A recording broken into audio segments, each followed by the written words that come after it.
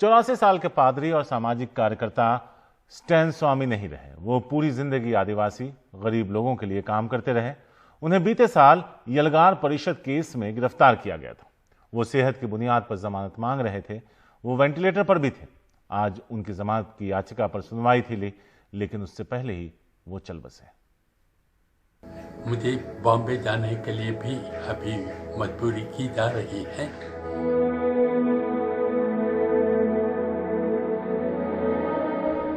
This is something that is unacceptable. Accountability must be fixed and punishment must follow.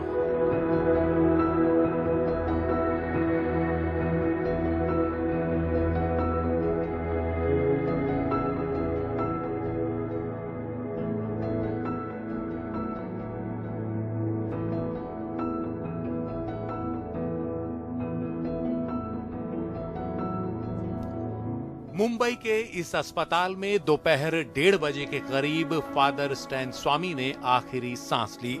उस समय अदालत में उनकी जमानत पर सुनवाई चल रही थी। वहीं उनकी मौत की खबर दी गई।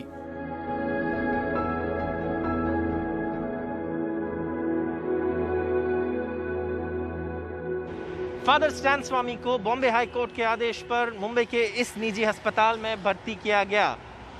जांच के बाद पता चला कि वो कोविड पॉजिटिव है। कोविड से लड़ने के बाद फादर स्टैन स्वामी ठीक हुआ, लेकिन रविवार को अचानक उनकी तबीयत खराब हो गया। इसके बाद उन्हें वेंटिलेटर पे डाल दिया गया।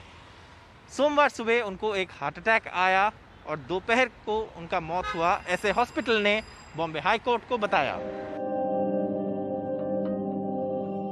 स्वामी बार बार अदालत में अपनी सेहत का हवाला दे रहे थे। हाल की सुनवाई में उन्होंने हाई कोर्ट में कहा था, अगर चीजें ठीक नहीं हुई तो मैं जेल में मर जाऊंगा। मैं रांची में अपने भरोसे रहना चाहूंगा। जेल की वजह से मेरा ये हाल हुआ है। मैं न चल सकता हूं और न लिख सकता हूं। किसी को मुझे खिलाना पड़ता है।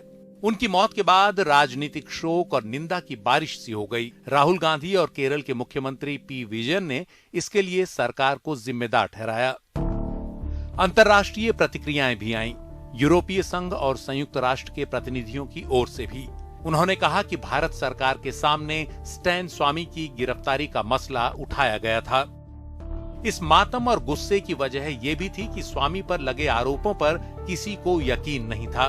उन्हें कई और सामाजिक कार्यकर्ताओं के साथ भीमा कोरेगांव केस के लिए, माओवादियों की मदद के लिए और यहां तक कि पीएम की हत्या की साजिश करने के लिए गिरफ्तार किया गया था।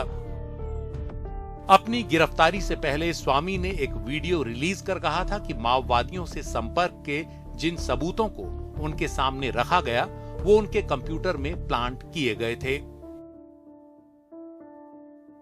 फादर स्टैन स्वामी के देहांत हिरासत में होने के कारण मुंबई की एक सरकारी अस्पताल में पोस्टमार्टम होगा।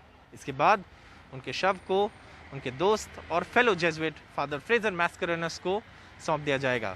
इसके बाद उनकी अंतिम क्रियाक्रम मुंबई में होगा, क्योंकि इस कोविड परिस्थिति में उनकी शव को अंतिम संस्कार के लिए झारखंड, जहां पे उन्होंने पूरी जिंदगी काम किया है, लेकर जाना इस वक्त मुश्किल है।